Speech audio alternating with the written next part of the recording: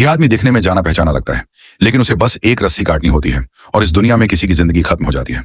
वह हर दिन 1000 रस्सियां काटता है। इस दिन आदमी ने एक काली बिल्ली की जीवन रस्सी काटी।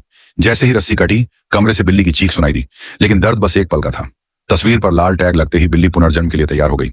तभी एक लड़की की तस्वीर सामने आई। आदमी ने उसकी जीवन रस्सी उठा ली। जैसे ही वह लड़की की आत्मा लेने वाला था, दरवाजे की घंटी बज उठी। 500 सालों में पहली बार कोई वहां आया था। मृत्यु का देवता यमराज जिज्ञासा से दरवाजा खोलता है, लेकिन बाहर कोई नहीं था। उसने नीचे देखा तो दंग रह गया। तस्वीर वाली लड़की वहां खड़ी थी और अपनी बिल्ली के बारे में पूछ रही थी, जबकि बिल्ली अभी अभी पुनर्जन्म ले चुकी थी। यमराज पहली बार इस स्थिति से दो चार हुआ था। वह चुपचाप देखता रहा, लेकिन लड़की को यमराज का कमरा आकर्षित कर रहा था। लड़की दरवाजा धक्का देकर अंदर घुस गई। यमराज के लिए यह सही मौका था। उसने रस्सी खींचनी चाहिए, लेकिन लड़की खेलने लगी और रस्सियों को हिलाने लगी। यमराज के झटके से पूरा गांव मिट सकता था और लड़की के खेल खेल में निर्दोष लोग मारे गए। कुछ ही देर में लड़की मेज पर चढ़ गई और बटन दबाने लगी। अचानक बिल्ली की तस्वीर लौट आई। लड़की ने दीवार पर यमराज की दरांती और कटी हुई बिल्ली की रस्सी देखी।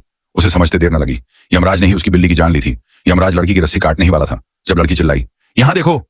यमराज ने उसे रोकने को कहा, लेकिन लड़की बोली, "मेरी बिल्ली को जिंदा करो, वरना मैं अपनी जान दे दूंगी।" यमराज को उसकी बात माननी पड़ी। उसने बिल्ली के बचे हुए 8 जीवन लौटाए और एक तस्वीर उठाकर उसकी जगह रख दी। अगले ही पल दरवाजे के बाहर से बिल्ली की आवाज आई। लड़की खुशी से बाहर भागी। यमराज भी अपनी दरांती उठाकर पीछे दौड़ा, लेकिन लड़की उससे पहले ही उसकी दुनिया से बाहर निकल गई।